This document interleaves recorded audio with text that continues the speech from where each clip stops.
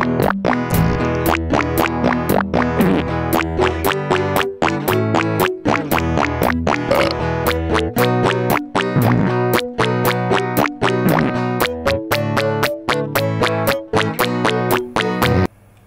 alla barn! Hejsan, det är Filip Jonk här, barnprogramledaren, där ni tittare kan skicka in önskningar och gratulationer, så läser jag upp dem.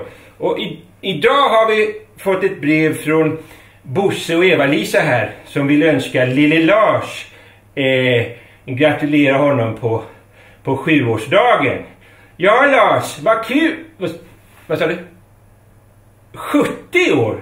Kan man bli så gammal? Ja, men då är det en annan sak. Och från Danmark.